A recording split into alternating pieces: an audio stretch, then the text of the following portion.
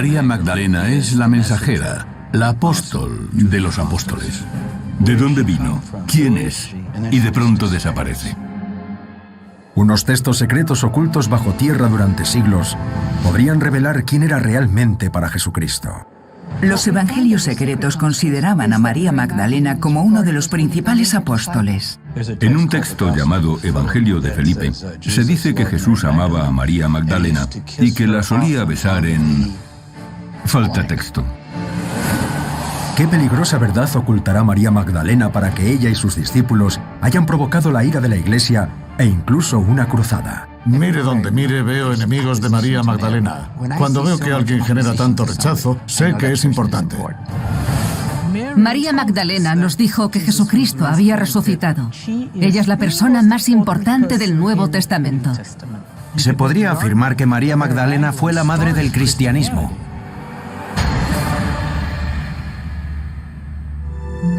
La historia no contada de Jesucristo. María Magdalena, madre del cristianismo. Sur de Francia, año 1208. El Papa de Roma desata la furia de la Iglesia. Una cruzada contra un grupo disidente del cristianismo conocido como los cátaros. Eran muy espirituales y físicamente inofensivos, pero teológicamente suponían un grave peligro para la Iglesia. La visión mística del cristianismo de los cátaros se conoce como gnosticismo, una herejía a ojos de la Iglesia católica.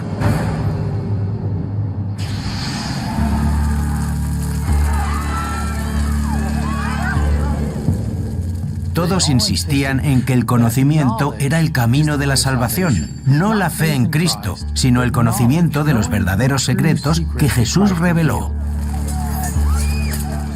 Creían que todos los seres humanos tenían una chispa divina y que su objetivo era básicamente prenderla para empezar. No necesitaban un intermediario. En ese sentido, se oponían mucho a la Iglesia católica. A Roma esto no le gustaba. 22 de julio de 1209. Béziers, en Francia, está sitiada. Para huir de la cruzada cristiana, los cátaros se refugian en una iglesia que lleva el nombre de una de sus santas más veneradas, María Magdalena. Esta cruzada duró unos 35 años. El número de cátaros asesinados podría ascender a 100.000. ¿Cómo pudo María Magdalena, que apenas se mencionaba en la Biblia, convertirse en un detonante de la herejía para la Iglesia? ¿Y qué creencias sostenían los gnósticos sobre ella como para que Roma los persiguiera? Creían que para pasar al mundo espiritual había que adquirir un conocimiento introspectivo, la gnosis, y cambiar el comportamiento. Había otros aspectos que la Iglesia temía. Por ejemplo, las mujeres gozaban de un trato totalmente igualitario, no solo en el sacerdocio, sino en la sociedad en general. Creían que María Magdalena era la esposa de Jesús. La Iglesia ha estudiado durante mucho tiempo las distintas ideas, teorías y especulaciones que han surgido, pero aquellas sobre un posible matrimonio de Jesús no tienen ningún fundamento textual. La Iglesia no acepta la idea de un Jesús con esposa e hijos. Dogmáticamente es una idea herética. Aunque en ninguno de los 4 evangelios del Nuevo Testamento se dice que Jesús se casara, sí que se indica que mantenía una relación peculiar con María Magdalena.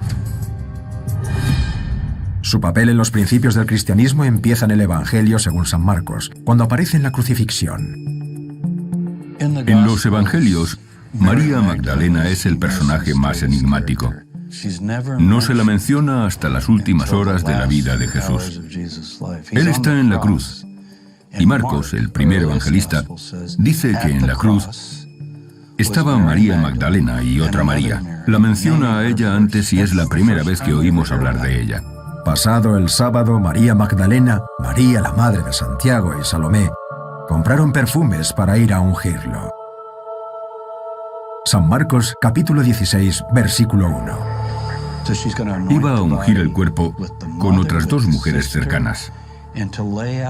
Tumbar un cadáver desnudo y limpiarlo y ungirlo con perfumes y aceites para su sepultura es uno de los actos más íntimos que hay.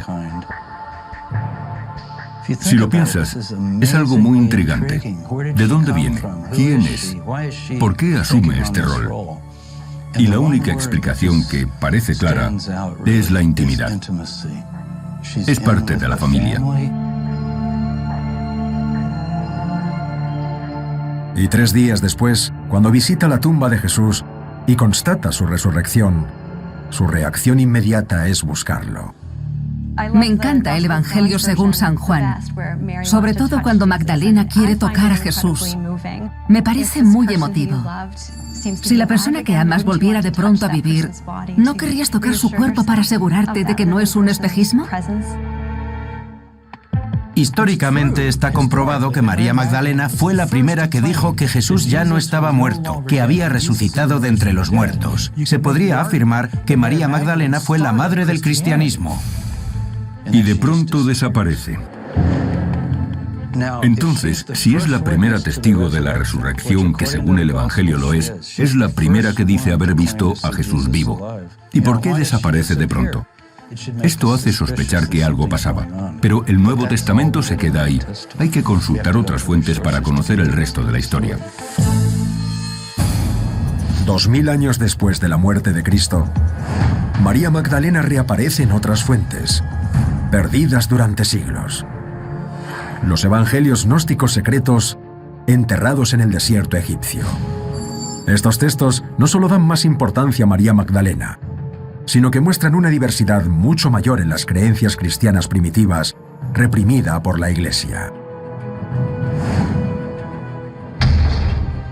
Está claro que cuando los cristianos contaban historias sobre Jesús tras su muerte, se inventaban cosas y tergiversaban lo que contaban. Solo hay que coger la historia del Evangelio según San Mateo y contrastarla con la versión de San Marcos y luego con la de San Lucas y luego, sobre todo, con la de San Juan. Y es inevitable, al compararlas minuciosamente, encontrar discrepancias y contradicciones.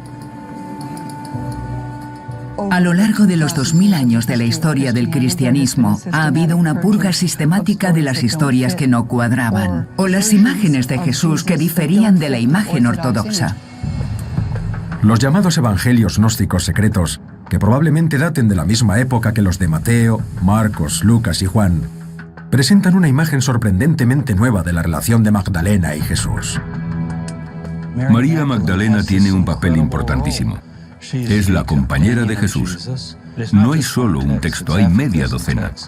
En los otros textos, así como en las reinterpretaciones de los 4 evangelios aceptados, se sugiere que María Magdalena podría haber tenido una relación especialmente cercana e incluso íntima con Jesús.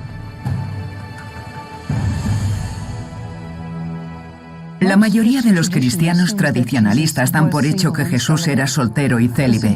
Lo que se sugiere en estos otros evangelios de que tenía un amante, una compañera, por lo que yo sé, se interpreta simbólicamente. Es posible que se casara, pero no lo sabemos.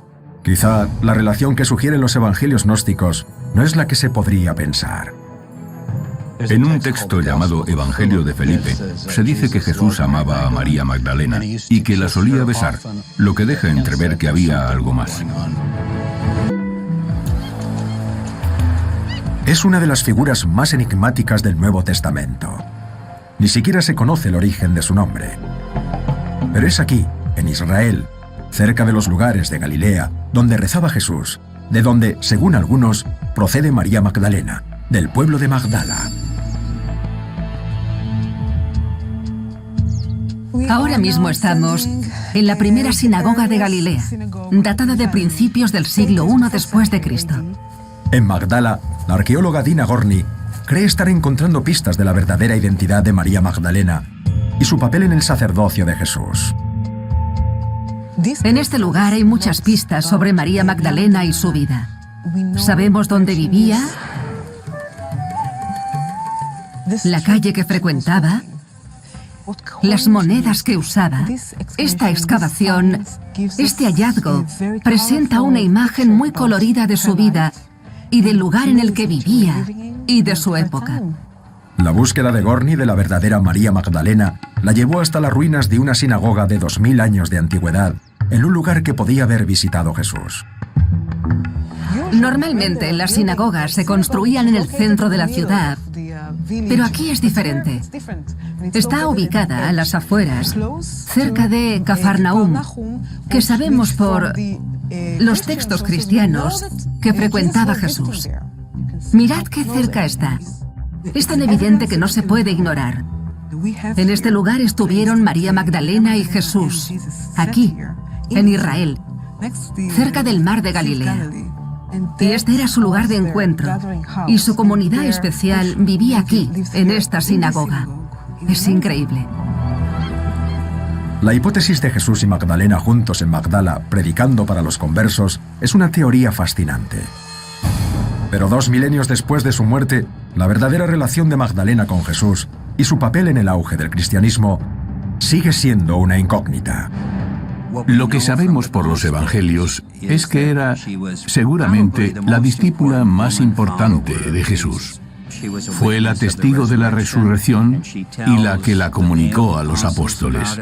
Es la mensajera, la apóstol de los apóstoles. Pese a ser una de las figuras más importantes de la Biblia, en los evangelios no hay detalles sobre su edad, su estado civil ni sus relaciones familiares. Pero la imagen que da es la de una mujer adelantada a su tiempo, que era más que una mera discípula de Jesús. San Lucas, capítulo 8, versículos 1 al 3. María Magdalena, Juana y Susana son 3 mujeres adineradas que han donado sus bienes para que Jesús y sus discípulos sobrevivan. Lo acompañaban los 12 y algunas mujeres, que habían sido curadas de los malos espíritus y de enfermedades. María, llamada Magdalena, de la que había arrojado 7 demonios. Eso es todo lo que se dice de María Magdalena en los 4 evangelios antes de la muerte de Jesús. No lleva el apellido de su marido ni el de su padre, así que es importante. Pone literalmente María Magdalena. ¿Y qué significa Magdalena? La palabra Magdala significa torre. O sea que puede que signifique María la torre. Jesús cambió el nombre de casi todos sus discípulos. Por ejemplo, Pedro significa piedra y su nombre real es Simón. Y si la llamó María la torre, sería una designación muy positiva. Igual que llamó la piedra a Pedro, una torre es un símbolo de fuerza. Esta podría ser una pista que sugiere que Magdalena era una figura predominante en el sacerdocio de Jesús. Pero un evangelio perdido deja esto aún más claro.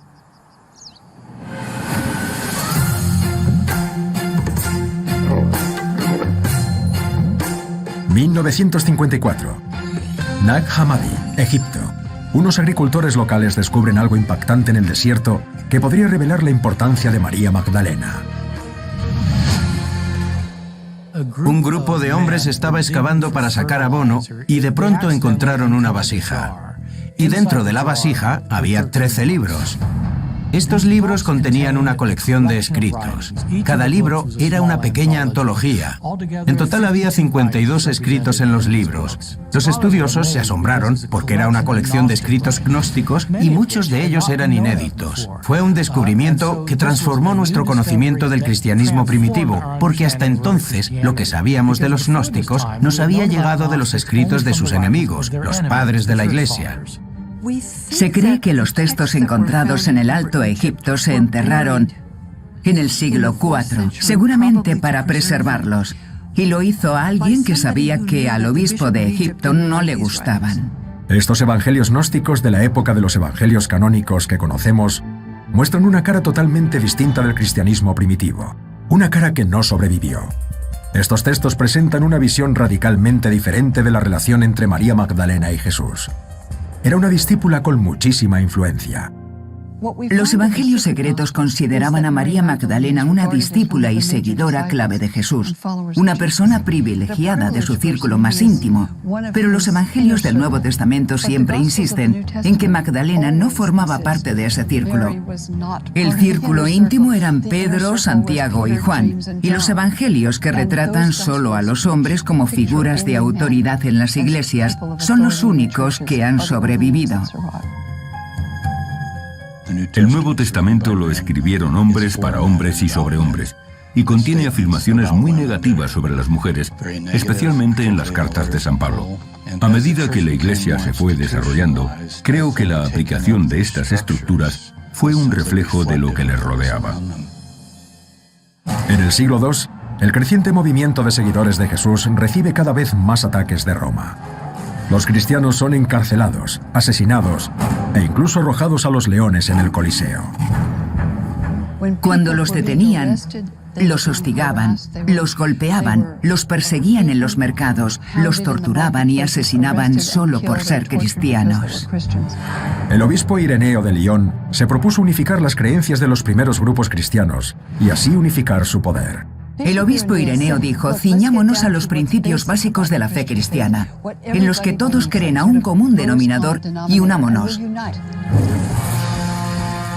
Pero Ireneo inventó el concepto de censura cristiana. Dijo que había cosas que no debían leerse ni conocerse nunca. Quería asegurarse de que la Iglesia monopolizara la verdad y que la divulgara, la enseñara. Dijo: algunos evangelios dicen contener un mensaje secreto. No queremos eso. No hay mensajes secretos. Solo vamos a hablar del mensaje público de Jesús.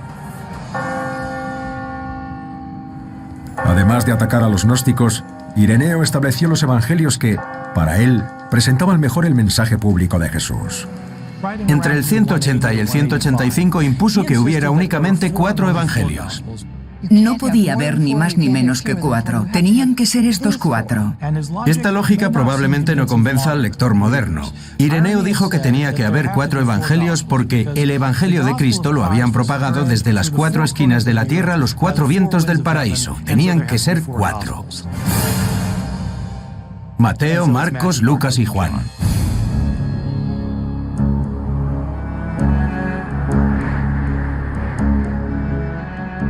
El canon del Nuevo Testamento se forja definitivamente a mediados del año 300.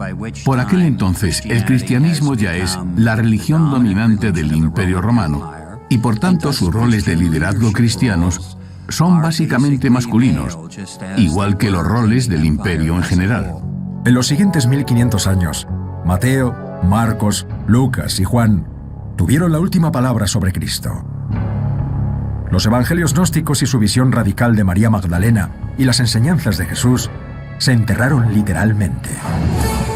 Y si las ideas salían a la superficie, se topaban con la agresión. La Iglesia Católica emprendió una cruzada en su propio seno.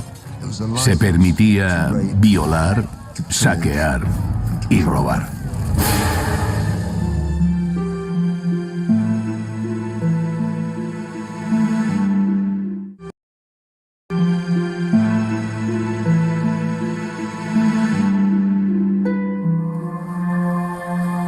El Evangelio de Tomás, el Evangelio de María Magdalena, el Evangelio de Felipe, ninguno de ellos lo encontrarás en el Nuevo Testamento.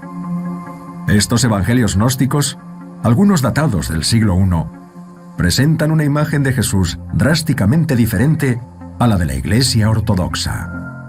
Se encontró una colección de escritos cristianos primitivos atribuidos a Jesús y los discípulos.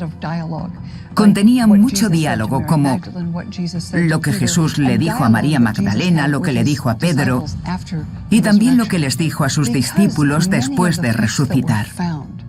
Como muchos textos encontrados, no gustaron a los líderes de la Iglesia y se declararon heréticos.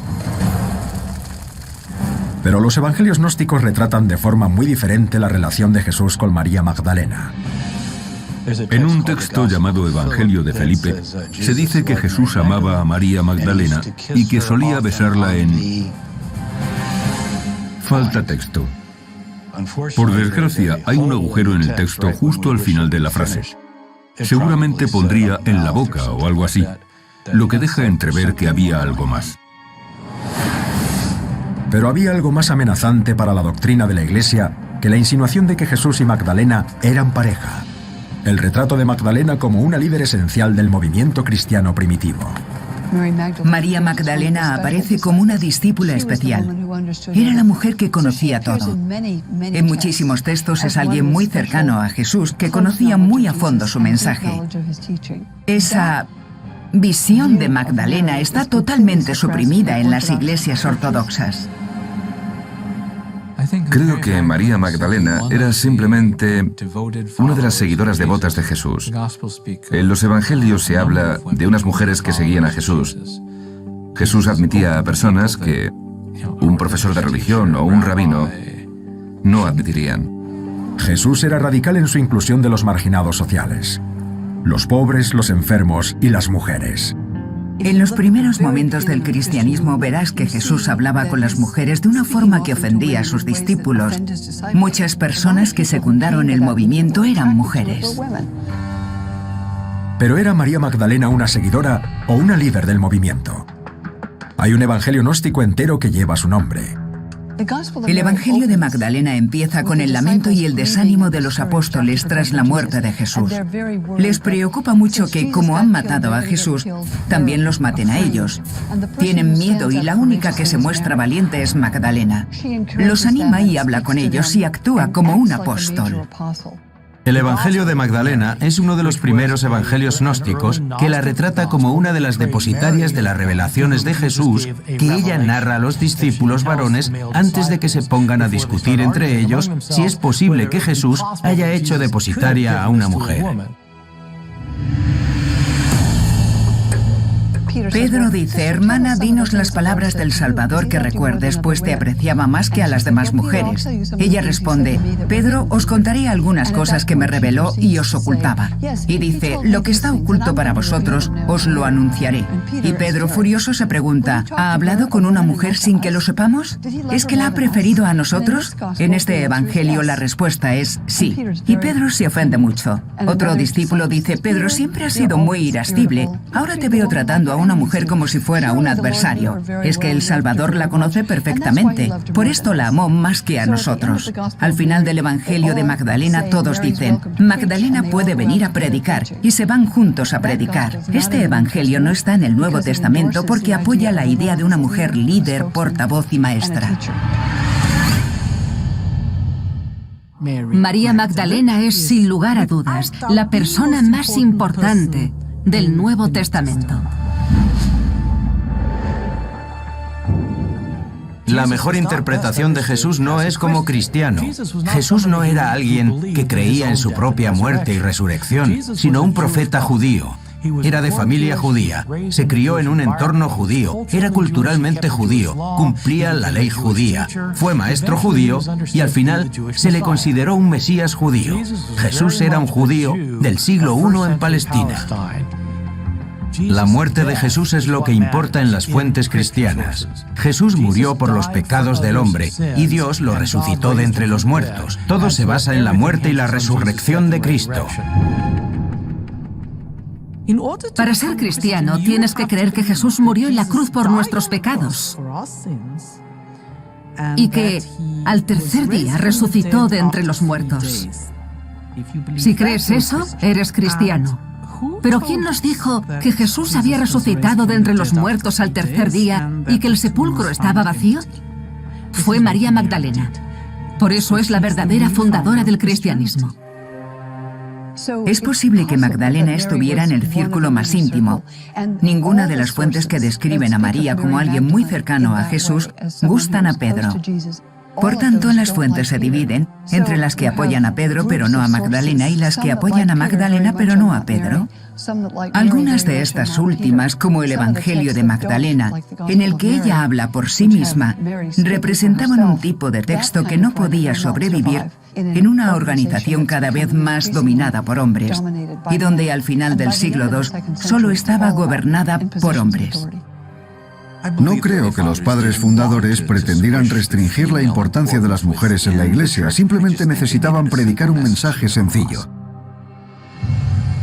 Año 313 después de Cristo. El emperador Constantino se convierte de pronto al cristianismo. Y esta jerarquía dominada por hombres pasa a ser la religión oficial de Roma. Los evangelios gnósticos secretos se entierran en el desierto y a sus seguidores se les señala como herejes.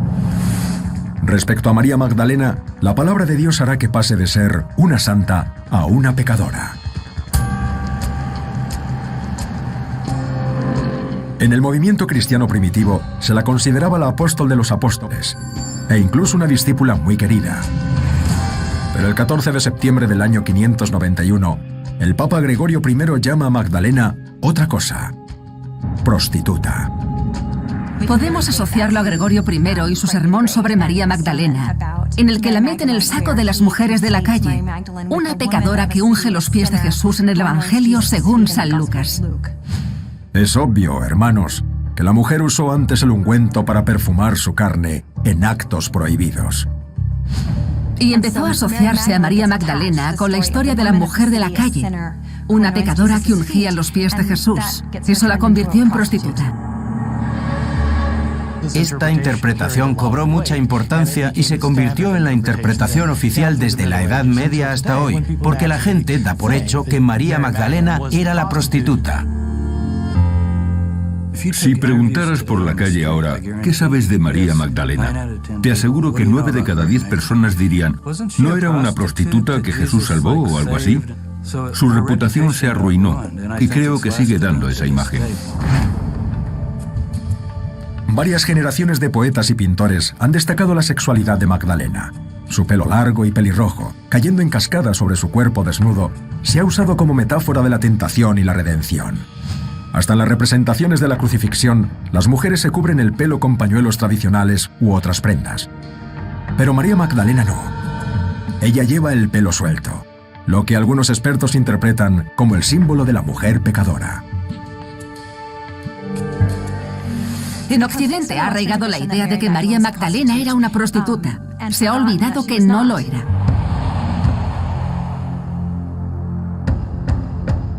¿Cómo ocurrió esta transformación tan radical? El Papa Gregorio I basó su proclama en el Evangelio según San Lucas, que es posterior a los de Mateo y Marcos. A Lucas no le gustaba María Magdalena. Cuando menciona a las mujeres de la cruz, no la llama por su nombre. Solo dice que había unas mujeres y sabe perfectamente que Marcos ya había mencionado a las mujeres de la cruz y a ella la primera. San Marcos capítulo 15 versículo 40.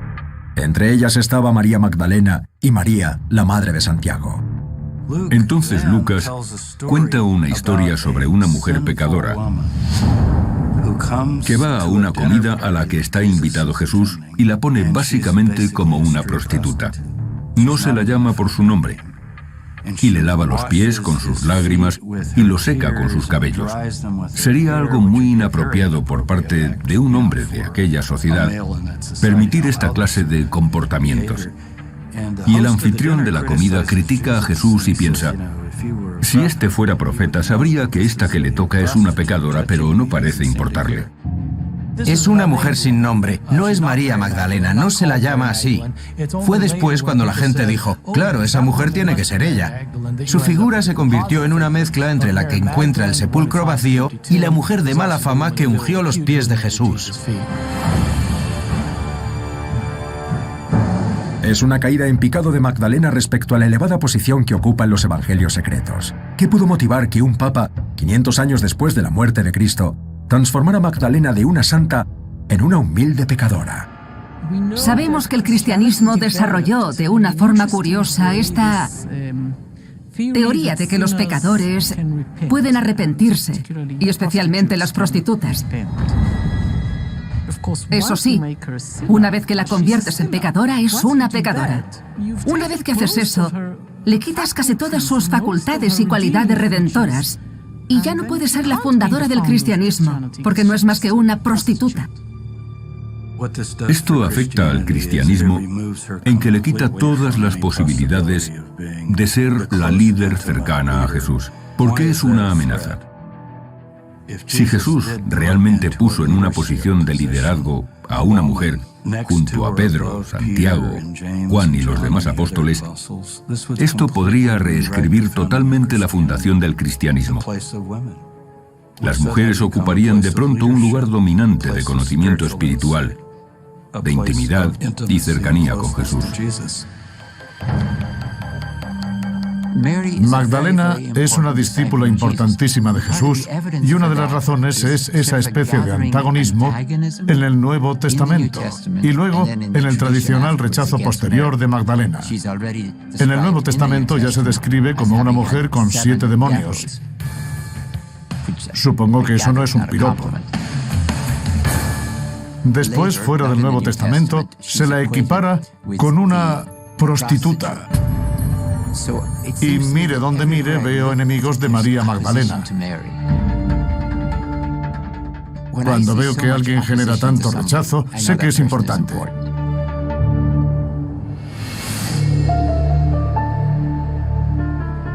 El Vaticano, a día de hoy, ni se plantea una realidad jerárquica en la que participen las mujeres para predicar el Evangelio. ¿Que si la Iglesia sigue temiendo el mensaje de un papel importante para la mujer en la Iglesia? Casi seguro. A medida que pasa el tiempo, las iglesias ortodoxas que reprimen con fuerza a Magdalena pasan a reprimir con fuerza a sus seguidores. En Francia, más de un siglo después de la muerte de Cristo, los cátaros practican un tipo de cristianismo místico parecido al de los gnósticos. Exaltan a Magdalena y rechazan el poder del Papa y Roma. Y por ello, morirán.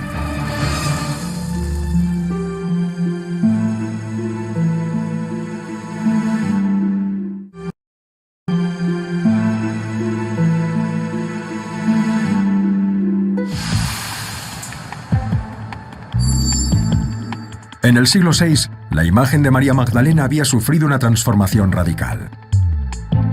De la mujer que descubrió la resurrección de Jesús, pasó a ser la prostituta redimida por Cristo y, por extensión, por la Iglesia. Durante mucho tiempo los cristianos han creído que María Magdalena había sido prostituta, pero en ninguna parte de los evangelios se insinúa eso. Pero en los evangelios gnósticos de Magdalena y Felipe, perdidos durante siglos hasta los años 50 del siglo XX, se la retrata como la compañera y la discípula favorita, la que conocía los secretos de Jesús. Pedro le dijo a Magdalena: «Danos cuenta de las palabras del Salvador que recuerdes que tú conoces y nosotros no, que nosotros no hemos escuchado». Y ella respondió: «Lo que está oculto para vosotros os lo anunciaré». Evangelio de María Magdalena. Los evangelios gnósticos retratan a Jesús no como alguien que murió y resucitó por los pecados, sino como alguien que transmitió conocimientos secretos, los conocimientos necesarios para la salvación.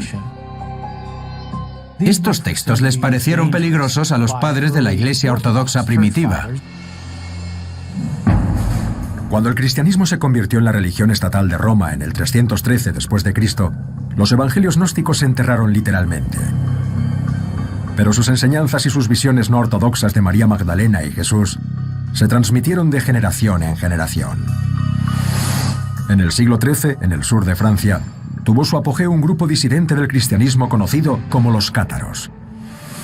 La religión de los cátaros era mucho más liberadora.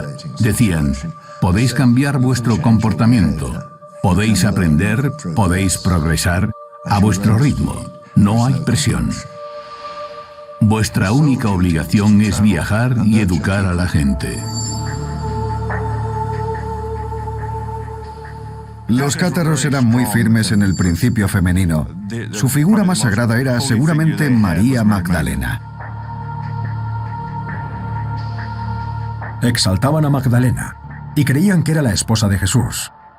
Los cátaros, como los primeros gnósticos, no buscaban la salvación en la Iglesia. Lo que les daba miedo era la idea de que tú o yo pudiéramos encontrar el camino hacia Dios gracias a un conocimiento introspectivo.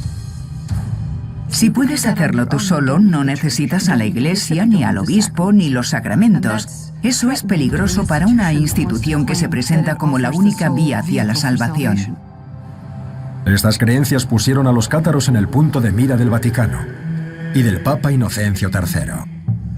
El mensaje no es tan importante. Para mí, lo fundamental del cristianismo es que Jesús es el Redentor. El cristianismo es la figura de Cristo, no tanto la enseñanza. La visión gnóstica y cátara del mundo es radicalmente opuesta al cristianismo. Y la reacción del Papa fue emprender una cruzada contra los cátaros. Las cruzadas, las guerras religiosas del Vaticano, habían empezado casi 200 años antes. Las cruzadas se suelen declarar a los infieles, no a los cristianos.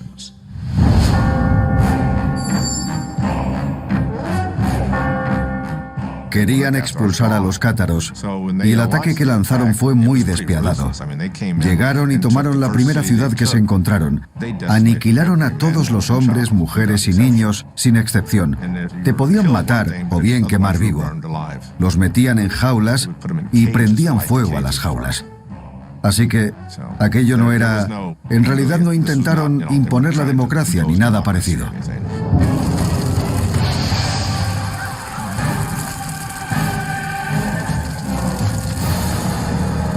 Tras la primera batalla, los cruzados cortaron la nariz y los labios superiores a los cátaros supervivientes, para mostrar lo que le ocurriría a los impenitentes.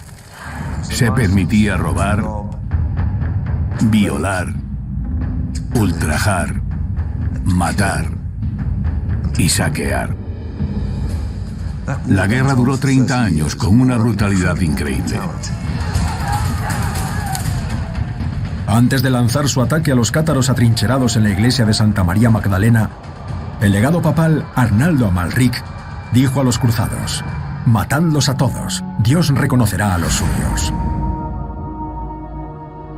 Decenas de miles de hombres, mujeres y niños cátaros fueron sistemáticamente torturados y asesinados. Pero ni siquiera la erradicación de los cátaros detuvo la violenta campaña de Roma contra los que consideraba que infringía la doctrina de la Iglesia.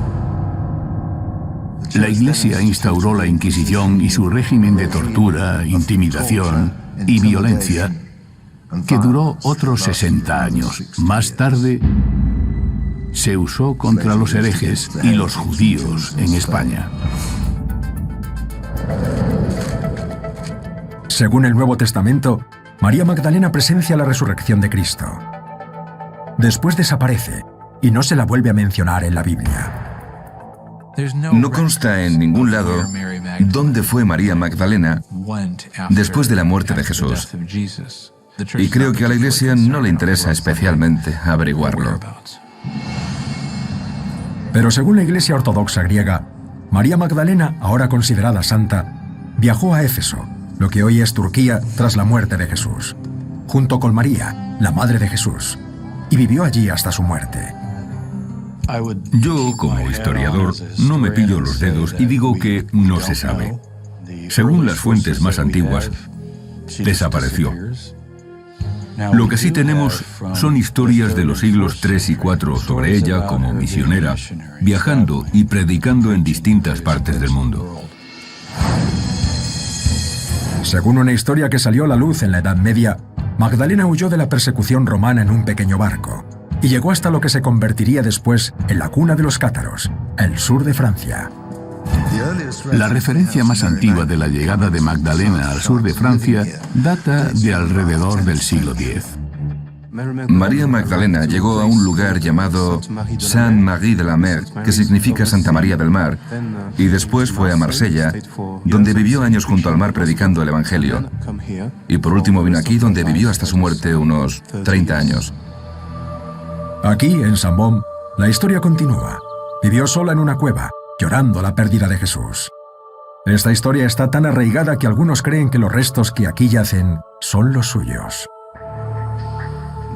Cuando las personas vienen aquí a rezar, se sienten bendecidas.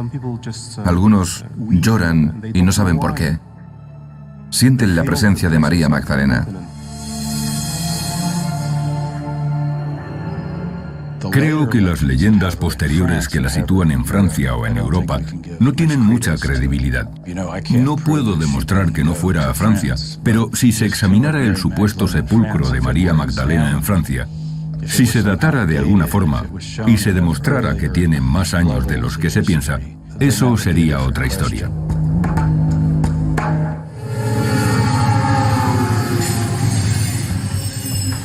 A 300 kilómetros de Sambón, en un pequeño pueblo llamado Rennes-le-Château, un párroco del siglo XIX pudo haber resuelto un enigma aún mayor sobre Magdalena.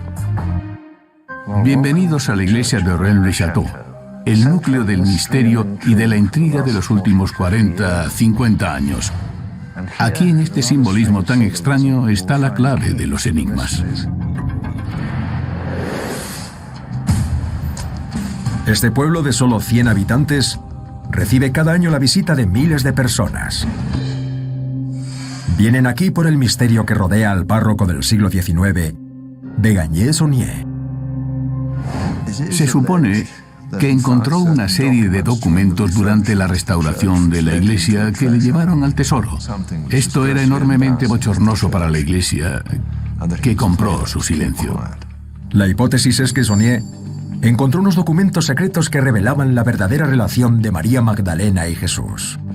Hay un hecho histórico, y es que de pronto Saunier era increíblemente rico, y se sospechó que le habían sobornado para que no contara algo. Lo que hizo con su riqueza repentina suscitó aún más sospechas. Hizo reformas en su iglesia que eran tan poco comunes y tan simbólicas que algunos se preguntan si no estaría dejando pistas hacia su secreto. Creo que Saunier nos intentaba decir algo. Es un retrato muy raro de la Sagrada Familia. ¿Estamos viendo a Jesús, María y José?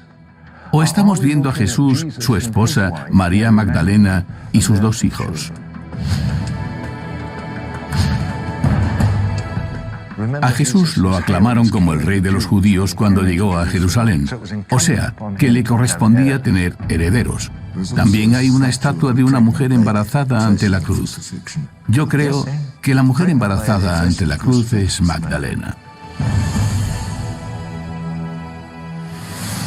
Saunier fue relevado de su cargo en 1910 por desobedecer al obispo y por cometer simonía.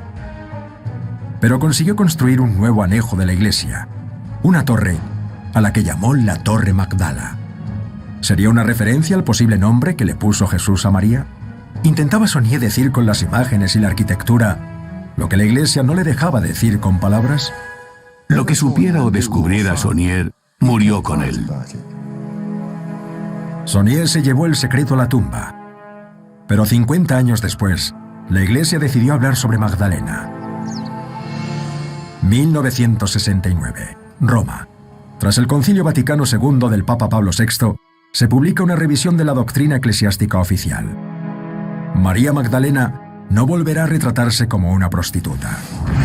Aún así, su imagen de mujer pecadora sigue siendo difícil de borrar. Hay que reparar la imagen de María Magdalena.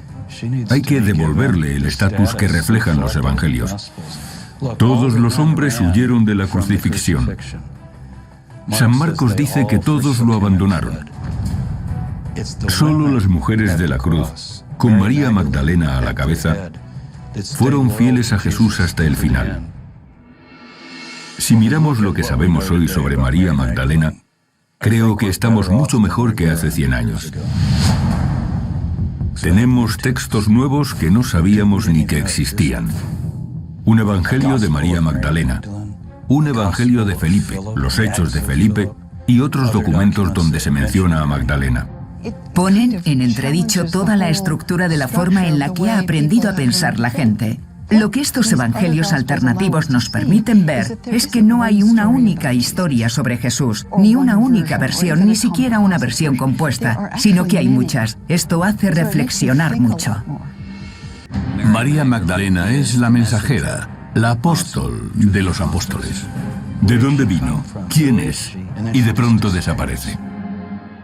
Unos textos secretos ocultos bajo tierra durante siglos podrían revelar quién era realmente para Jesucristo.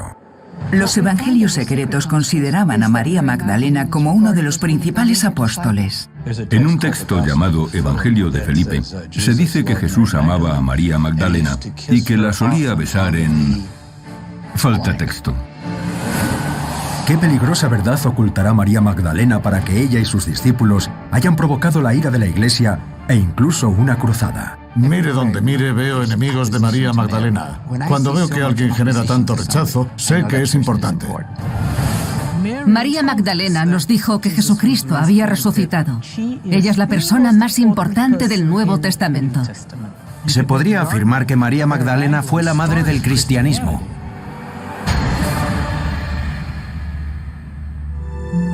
La historia no contada de Jesucristo. María Magdalena, madre del cristianismo. Sur de Francia, año 1208. El Papa de Roma desata la furia de la Iglesia. Una cruzada contra un grupo disidente del cristianismo conocido como los cátaros. Eran muy espirituales y físicamente inofensivos, pero teológicamente suponían un grave peligro para la Iglesia. La visión mística del cristianismo de los cátaros se conoce como gnosticismo, una herejía a ojos de la Iglesia católica.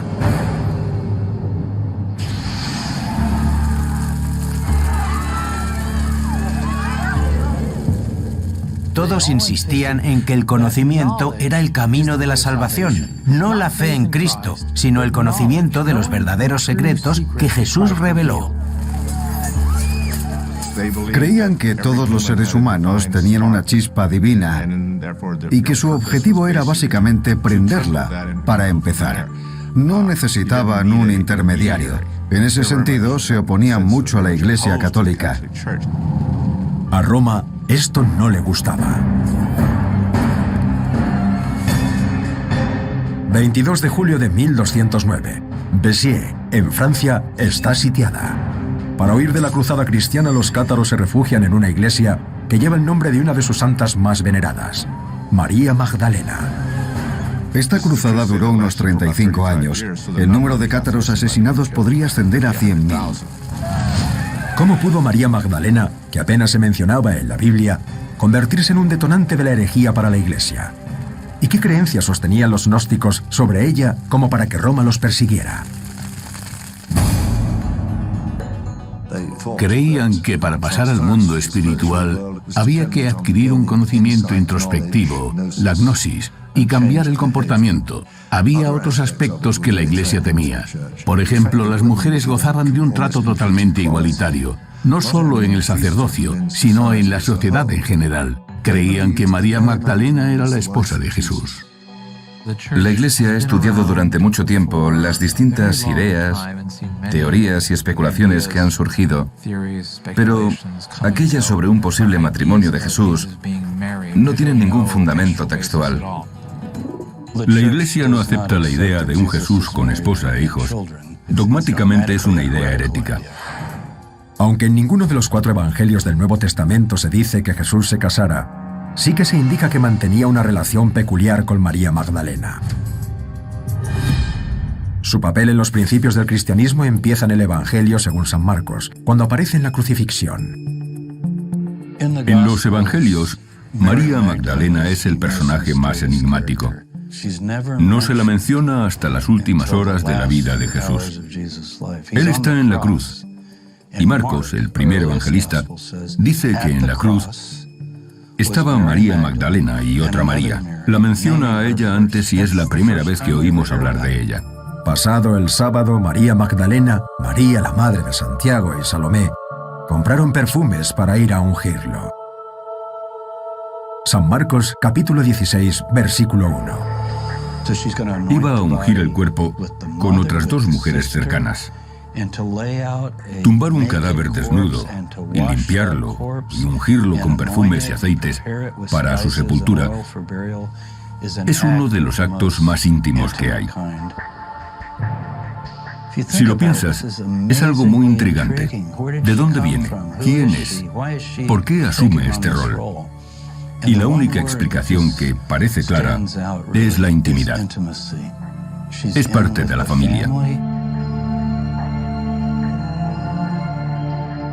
Y 3 días después, cuando visita la tumba de Jesús y constata su resurrección, su reacción inmediata es buscarlo. Me encanta el Evangelio según San Juan, sobre todo cuando Magdalena quiere tocar a Jesús. Me parece muy emotivo. Si la persona que amas volviera de pronto a vivir, ¿no querrías tocar su cuerpo para asegurarte de que no es un espejismo? Históricamente está comprobado que María Magdalena fue la primera que dijo que Jesús ya no estaba muerto, que había resucitado de entre los muertos. Se podría afirmar que María Magdalena fue la madre del cristianismo. Y de pronto desaparece.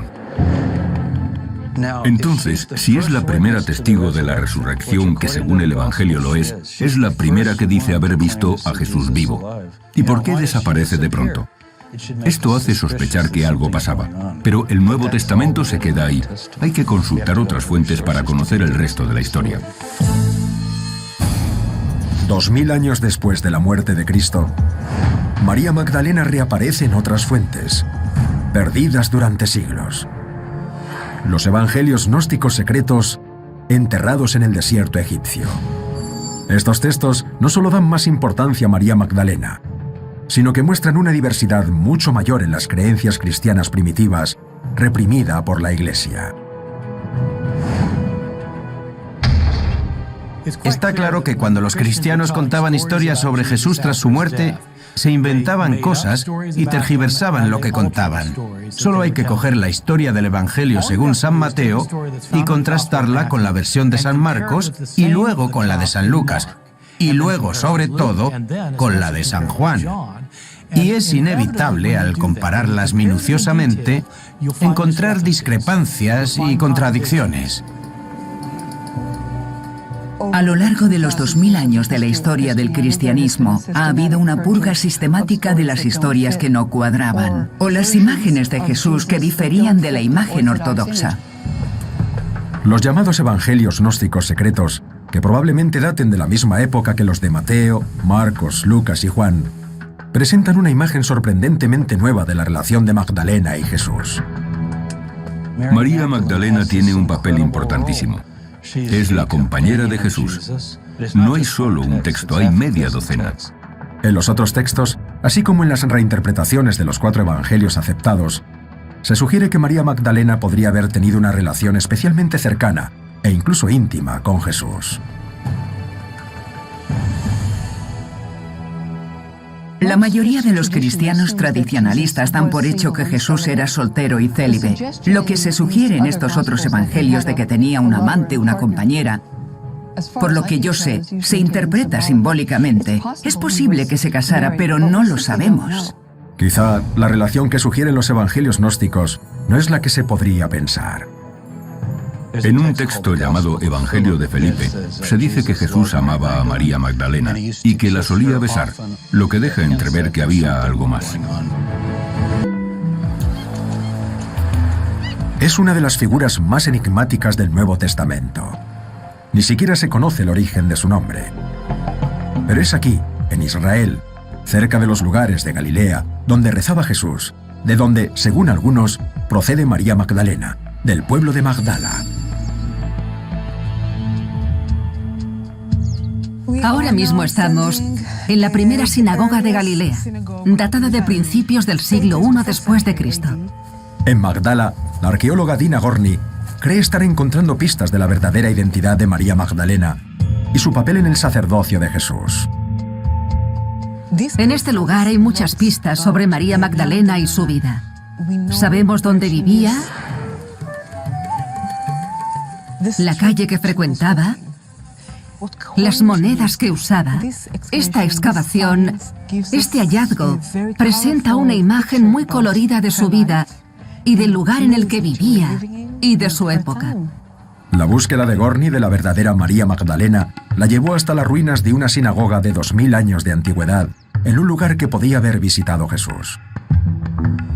Normalmente las sinagogas se construían en el centro de la ciudad, pero aquí es diferente. Está ubicada a las afueras, cerca de Cafarnaúm, que sabemos por los textos cristianos que frecuentaba Jesús. Mirad qué cerca está. Es tan evidente que no se puede ignorar.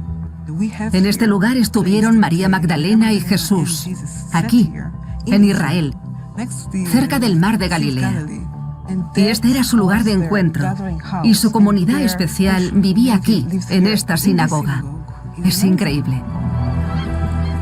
La hipótesis de Jesús y Magdalena juntos en Magdala, predicando para los conversos, es una teoría fascinante. Pero 2 milenios después de su muerte, la verdadera relación de Magdalena con Jesús y su papel en el auge del cristianismo sigue siendo una incógnita.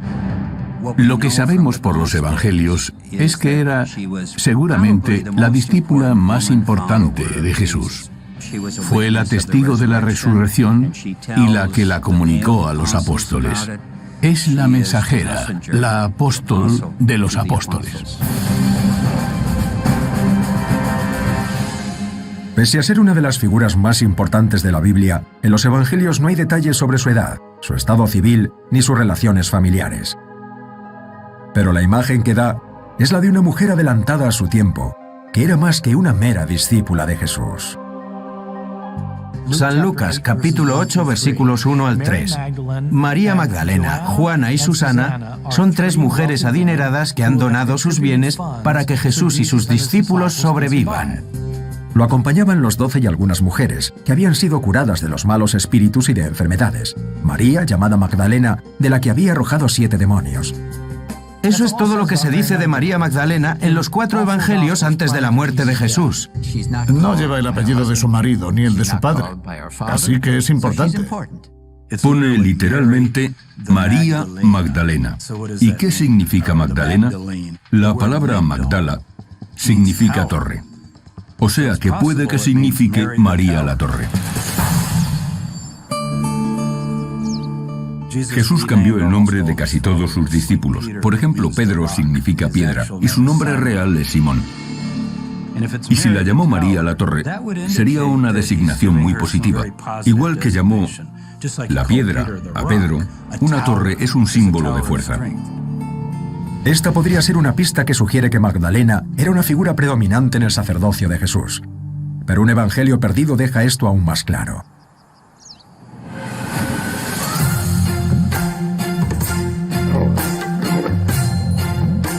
...1954... Nag Hammadi, Egipto. Unos agricultores locales descubren algo impactante en el desierto que podría revelar la importancia de María Magdalena. Un grupo de hombres estaba excavando para sacar abono y de pronto encontraron una vasija. Y dentro de la vasija había 13 libros. Estos libros contenían una colección de escritos. Cada libro era una pequeña antología. En total había 52 escritos en los libros. Los estudiosos se asombraron porque era una colección de escritos gnósticos y muchos de ellos eran inéditos. Fue un descubrimiento que transformó nuestro conocimiento del cristianismo primitivo, porque hasta entonces lo que sabíamos de los gnósticos nos había llegado de los escritos de sus enemigos, los padres de la Iglesia. Se cree que los textos encontrados en el Alto Egipto se enterraron en el siglo IV, seguramente para preservarlos, y lo hizo alguien que sabía que al obispo de Egipto no le gustaban. Estos evangelios gnósticos de la época de los evangelios canónicos que conocemos muestran una cara totalmente distinta del cristianismo primitivo, una cara que no sobrevivió. Estos textos presentan una visión radicalmente diferente de la relación entre María Magdalena y Jesús. Era una discípula con muchísima influencia. Los evangelios secretos consideraban a María Magdalena una discípula y seguidora clave de Jesús, una persona privilegiada de su círculo más íntimo, pero los evangelios del Nuevo Testamento siempre insisten en que Magdalena no formaba parte de ese círculo. El círculo íntimo eran Pedro, Santiago y Juan, y los evangelios que retratan solo a los hombres como figuras de autoridad en las iglesias son los únicos que han sobrevivido.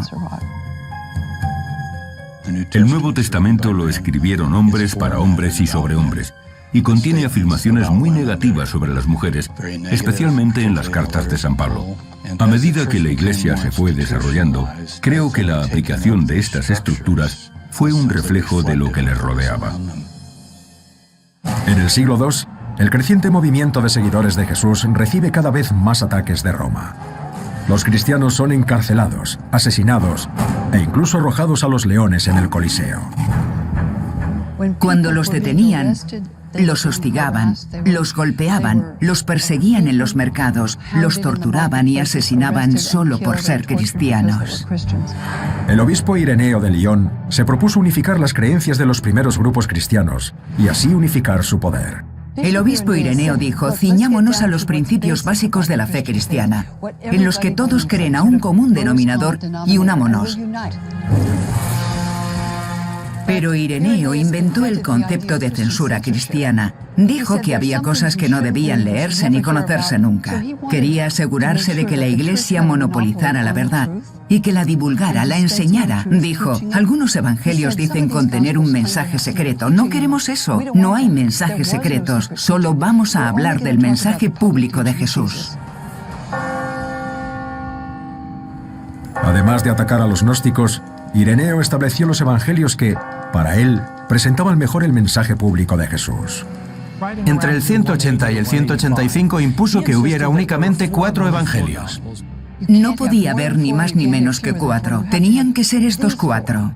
Esta lógica probablemente no convenza al lector moderno. Ireneo dijo que tenía que haber 4 evangelios porque el evangelio de Cristo lo habían propagado desde las 4 esquinas de la tierra a los 4 vientos del paraíso. Tenían que ser 4. Mateo, Marcos, Lucas y Juan.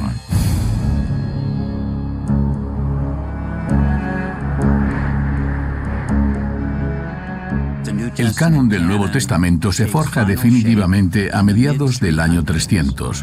Por aquel entonces, el cristianismo ya es la religión dominante del Imperio Romano, y por tanto sus roles de liderazgo cristianos son básicamente masculinos, igual que los roles del imperio en general.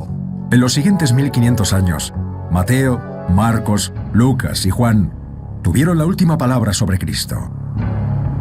Los evangelios gnósticos y su visión radical de María Magdalena y las enseñanzas de Jesús se enterraron literalmente.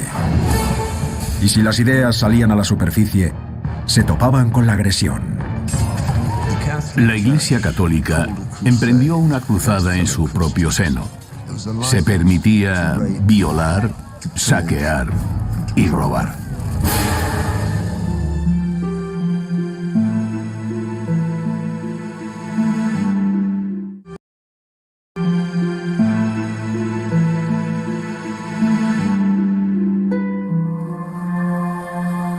El Evangelio de Tomás, el Evangelio de María Magdalena, el Evangelio de Felipe, ninguno de ellos lo encontrarás en el Nuevo Testamento. Estos evangelios gnósticos, algunos datados del siglo I, presentan una imagen de Jesús drásticamente diferente a la de la Iglesia ortodoxa. Se encontró una colección de escritos cristianos primitivos atribuidos a Jesús y los discípulos. Contenían mucho diálogo, como lo que Jesús le dijo a María Magdalena, lo que le dijo a Pedro, y también lo que les dijo a sus discípulos después de resucitar. Como muchos textos encontrados, no gustaron a los líderes de la Iglesia y se declararon heréticos. Pero los evangelios gnósticos retratan de forma muy diferente la relación de Jesús con María Magdalena. En un texto llamado Evangelio de Felipe, se dice que Jesús amaba a María Magdalena y que solía besarla en... Falta texto. Por desgracia, hay un agujero en el texto justo al final de la frase. Seguramente pondría en la boca o algo así, lo que deja entrever que había algo más. Pero había algo más amenazante para la doctrina de la Iglesia que la insinuación de que Jesús y Magdalena eran pareja. El retrato de Magdalena como una líder esencial del movimiento cristiano primitivo. María Magdalena aparece como una discípula especial. Era la mujer que conocía todo. En muchísimos textos es alguien muy cercano a Jesús que conocía muy a fondo su mensaje. Esa visión de Magdalena está totalmente suprimida en las iglesias ortodoxas. Creo que María Magdalena era simplemente una de las seguidoras devotas de Jesús. En los evangelios se habla de unas mujeres que seguían a Jesús. Jesús admitía a personas que un profesor de religión o un rabino no admitirían. Jesús era radical en su inclusión de los marginados sociales: los pobres, los enfermos y las mujeres. En los primeros momentos del cristianismo verás que Jesús hablaba con las mujeres de una forma que ofendía a sus discípulos. Muchas personas que secundaron el movimiento eran mujeres.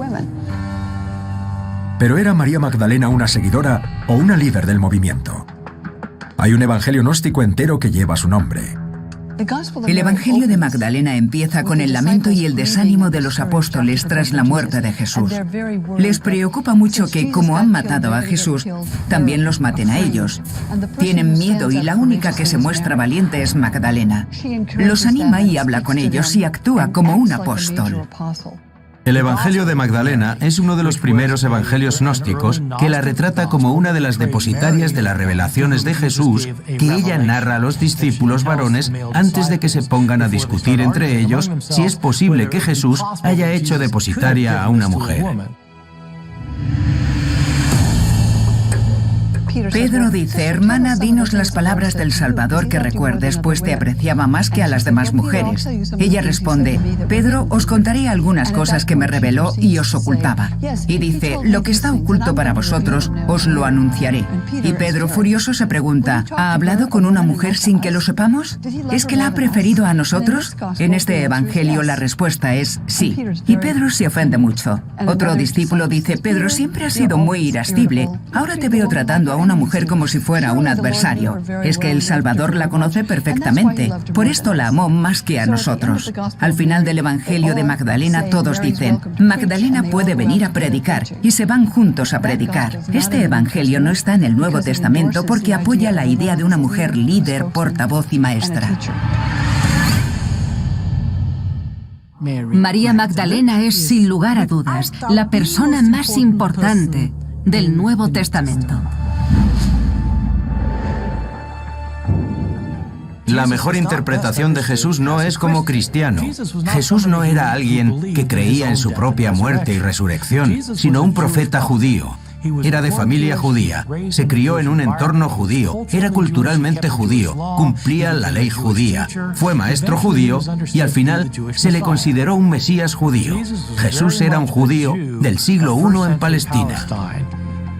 La muerte de Jesús es lo que importa en las fuentes cristianas. Jesús murió por los pecados del hombre y Dios lo resucitó de entre los muertos. Todo se basa en la muerte y la resurrección de Cristo. Para ser cristiano, tienes que creer que Jesús murió en la cruz por nuestros pecados y que al tercer día resucitó de entre los muertos. Si crees eso, eres cristiano. Pero ¿quién nos dijo que Jesús había resucitado de entre los muertos al tercer día y que el sepulcro estaba vacío? Fue María Magdalena. Por eso es la verdadera fundadora del cristianismo. Es posible que Magdalena estuviera en el círculo más íntimo. Ninguna de las fuentes que describen a María como alguien muy cercano a Jesús gustan a Pedro. Por tanto, las fuentes se dividen entre las que apoyan a Pedro pero no a Magdalena y las que apoyan a Magdalena pero no a Pedro. Algunas de estas últimas, como el Evangelio de Magdalena, en el que ella habla por sí misma, representaban un tipo de texto que no podía sobrevivir en una organización cada vez más dominada por hombres y donde al final del siglo II solo estaba gobernada por hombres. No creo que los padres fundadores pretendieran restringir la importancia de las mujeres en la Iglesia, simplemente necesitaban predicar un mensaje sencillo.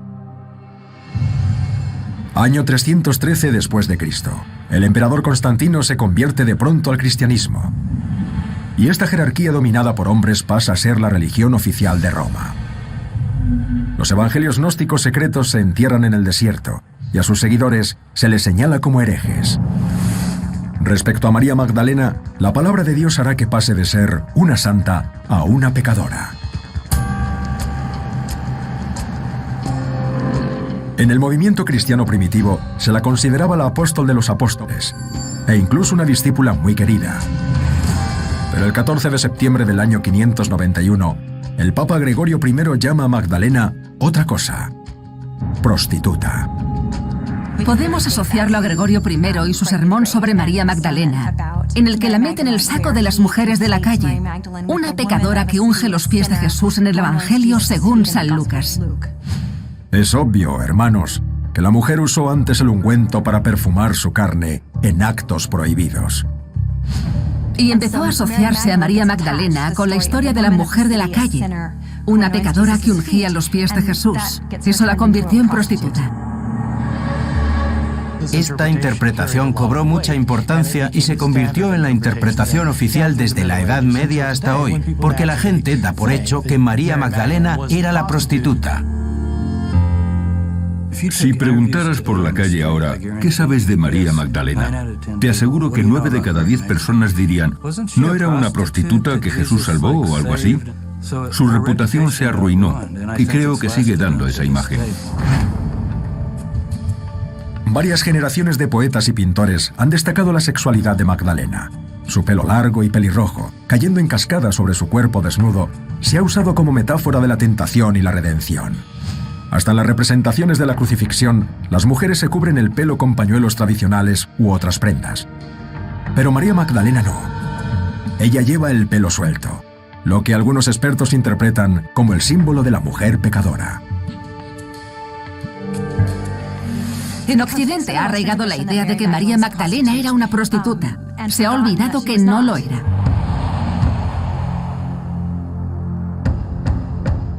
¿Cómo ocurrió esta transformación tan radical? El Papa Gregorio I basó su proclama en el Evangelio según San Lucas, que es posterior a los de Mateo y Marcos. A Lucas no le gustaba María Magdalena. Cuando menciona a las mujeres de la cruz, no la llama por su nombre, solo dice que había unas mujeres, y sabe perfectamente que Marcos ya había mencionado a las mujeres de la cruz y a ella la primera. San Marcos capítulo 15, versículo 40. Entre ellas estaba María Magdalena y María, la madre de Santiago. Entonces Lucas cuenta una historia sobre una mujer pecadora que va a una comida a la que está invitado Jesús y la pone básicamente como una prostituta. No se la llama por su nombre y le lava los pies con sus lágrimas y lo seca con sus cabellos. Sería algo muy inapropiado por parte de un hombre de aquella sociedad permitir esta clase de comportamientos. Y el anfitrión de la comida critica a Jesús y piensa: si este fuera profeta, sabría que esta que le toca es una pecadora, pero no parece importarle. Es una mujer sin nombre, no es María Magdalena, no se la llama así. Fue después cuando la gente dijo, claro, esa mujer tiene que ser ella. Su figura se convirtió en una mezcla entre la que encuentra el sepulcro vacío y la mujer de mala fama que ungió los pies de Jesús. Es una caída en picado de Magdalena respecto a la elevada posición que ocupa en los evangelios secretos. ¿Qué pudo motivar que un papa, 500 años después de la muerte de Cristo, transformara a Magdalena de una santa en una humilde pecadora? Sabemos que el cristianismo desarrolló de una forma curiosa esta teoría de que los pecadores pueden arrepentirse, y especialmente las prostitutas. Eso sí, una vez que la conviertes en pecadora, es una pecadora. Una vez que haces eso, le quitas casi todas sus facultades y cualidades redentoras, y ya no puede ser la fundadora del cristianismo, porque no es más que una prostituta. Esto afecta al cristianismo en que le quita todas las posibilidades de ser la líder cercana a Jesús, porque es una amenaza. Si Jesús realmente puso en una posición de liderazgo a una mujer junto a Pedro, Santiago, Juan y los demás apóstoles, esto podría reescribir totalmente la fundación del cristianismo. Las mujeres ocuparían de pronto un lugar dominante de conocimiento espiritual, de intimidad y cercanía con Jesús. Magdalena es una discípula importantísima de Jesús y una de las razones es esa especie de antagonismo en el Nuevo Testamento y luego en el tradicional rechazo posterior de Magdalena. En el Nuevo Testamento ya se describe como una mujer con 7 demonios. Supongo que eso no es un piropo. Después, fuera del Nuevo Testamento, se la equipara con una prostituta. Y mire donde mire, veo enemigos de María Magdalena. Cuando veo que alguien genera tanto rechazo, sé que es importante.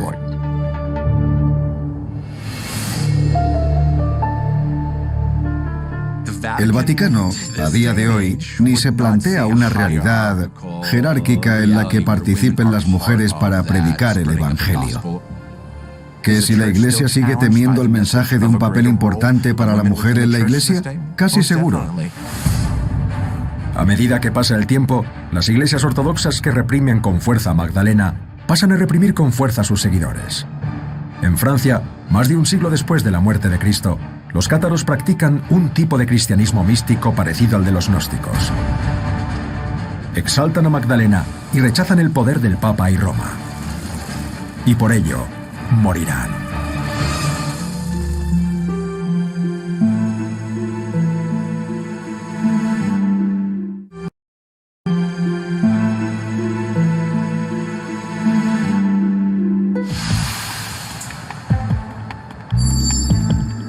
En el siglo VI, la imagen de María Magdalena había sufrido una transformación radical.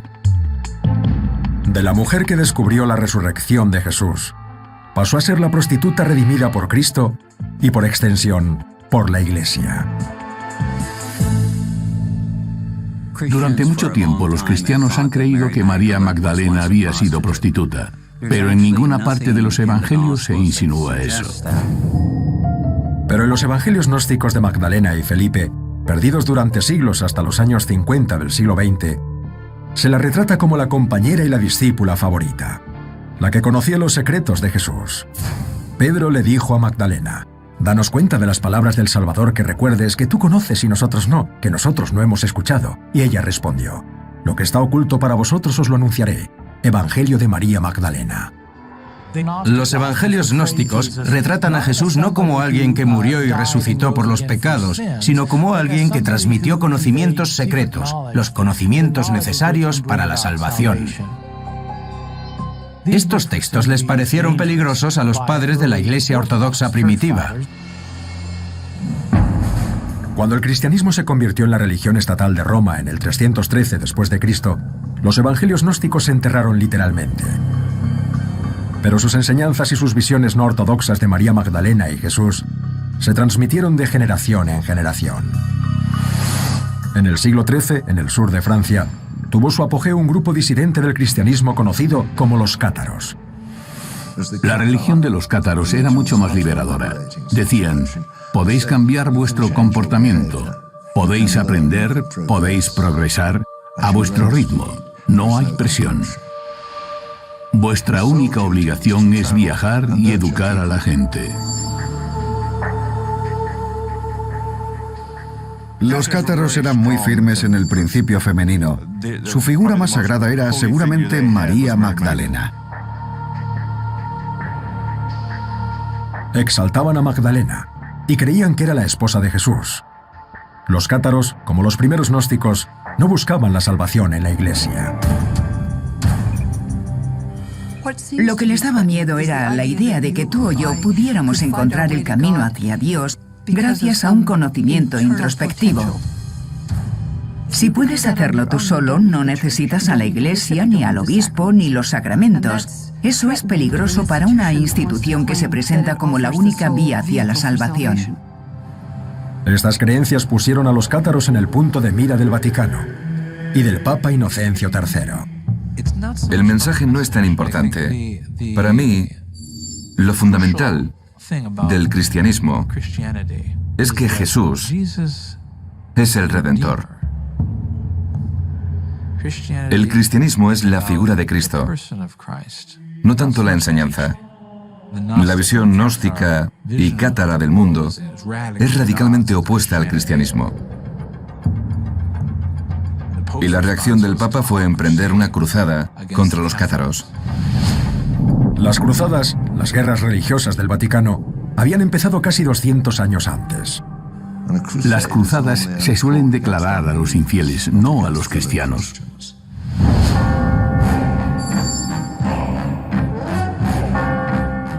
Querían expulsar a los cátaros y el ataque que lanzaron fue muy despiadado. Llegaron y tomaron la primera ciudad que se encontraron. Aniquilaron a todos los hombres, mujeres y niños, sin excepción. Te podían matar o bien quemar vivo. Los metían en jaulas y prendían fuego a las jaulas. Así que aquello no era... En realidad no intentaron imponer la democracia ni nada parecido.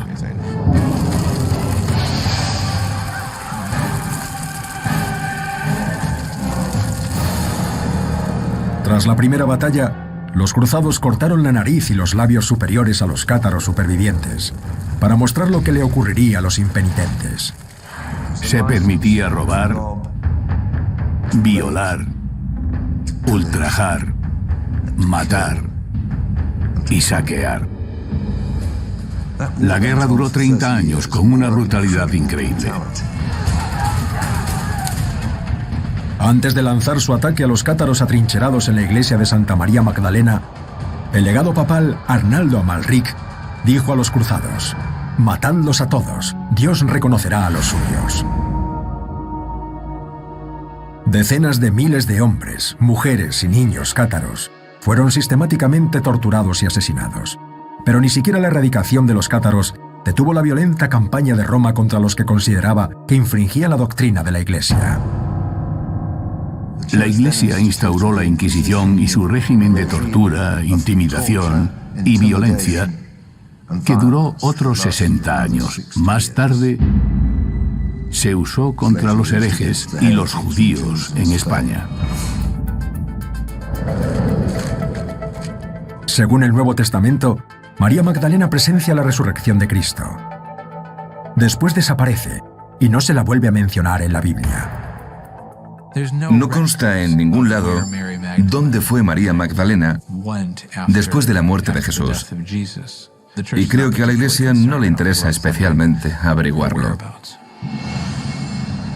Pero según la Iglesia Ortodoxa griega, María Magdalena, ahora considerada santa, viajó a Éfeso, lo que hoy es Turquía, tras la muerte de Jesús, junto con María, la madre de Jesús, y vivió allí hasta su muerte.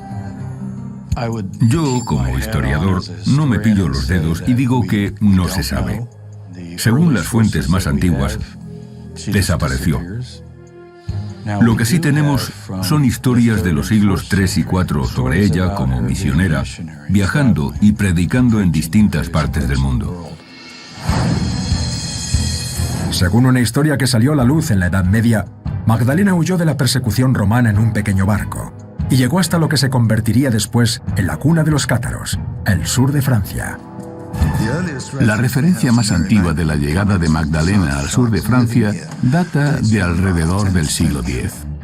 María Magdalena llegó a un lugar llamado Sainte-Marie de la Mer, que significa Santa María del Mar, y después fue a Marsella, donde vivió años junto al mar predicando el Evangelio. Y por último vino aquí, donde vivió hasta su muerte unos 30 años. Aquí, en Sambón, la historia continúa. Vivió sola en una cueva, llorando la pérdida de Jesús.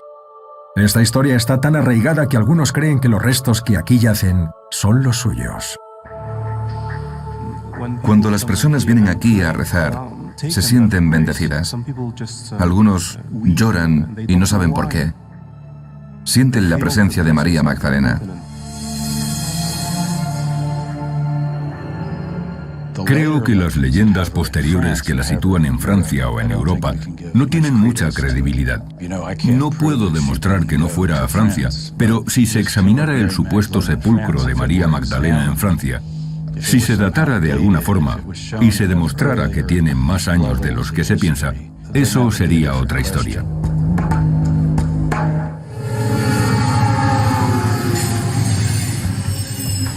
A 300 kilómetros de Sambón, en un pequeño pueblo llamado Rennes-le-Château, un párroco del siglo XIX pudo haber resuelto un enigma aún mayor sobre Magdalena. Bienvenidos a la iglesia de Rennes-le-Château, el núcleo del misterio y de la intriga de los últimos 40, 50 años. Aquí en este simbolismo tan extraño está la clave de los enigmas.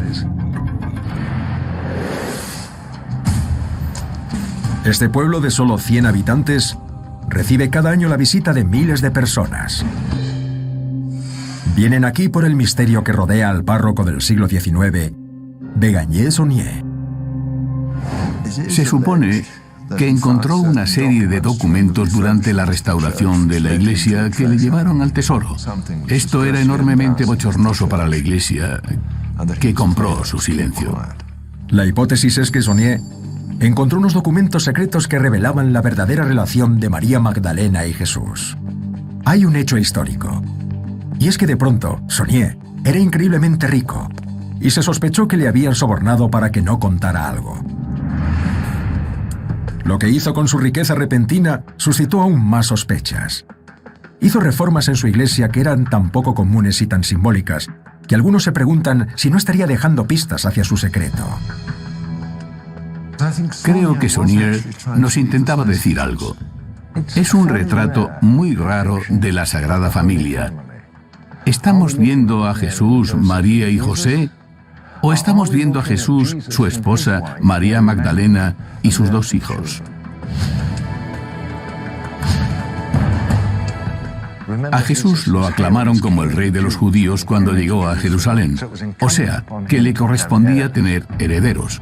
También hay una estatua de una mujer embarazada ante la cruz.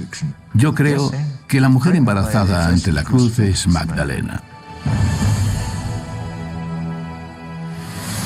Saunier fue relevado de su cargo en 1910 por desobedecer al obispo y por cometer simonía. Pero consiguió construir un nuevo anejo de la iglesia, una torre a la que llamó la Torre Magdala. ¿Sería una referencia al posible nombre que le puso Jesús a María? Intentaba Saunier decir con las imágenes y la arquitectura lo que la iglesia no le dejaba decir con palabras. Lo que supiera o descubriera Saunier murió con él. Saunier se llevó el secreto a la tumba. Pero 50 años después, la iglesia decidió hablar sobre Magdalena. 1969, Roma. Tras el Concilio Vaticano II del Papa Pablo VI, se publica una revisión de la doctrina eclesiástica oficial. María Magdalena no volverá a retratarse como una prostituta. Aún así, su imagen de mujer pecadora sigue siendo difícil de borrar. Hay que reparar la imagen de María Magdalena. Hay que devolverle el estatus que reflejan los evangelios. Todos los hombres huyeron de la crucifixión. San Marcos dice que todos lo abandonaron. Solo las mujeres de la cruz, con María Magdalena a la cabeza, fueron fieles a Jesús hasta el final. Si miramos lo que sabemos hoy sobre María Magdalena, creo que estamos mucho mejor que hace 100 años. Tenemos textos nuevos que no sabíamos ni que existían. Un evangelio de María Magdalena, un evangelio de Felipe, los hechos de Felipe y otros documentos donde se menciona a Magdalena. Ponen en entredicho toda la estructura de la forma en la que ha aprendido a pensar la gente. Lo que estos evangelios alternativos nos permiten ver es que no hay una única historia sobre Jesús, ni una única versión, ni siquiera una versión compuesta, sino que hay muchas. Esto hace reflexionar mucho.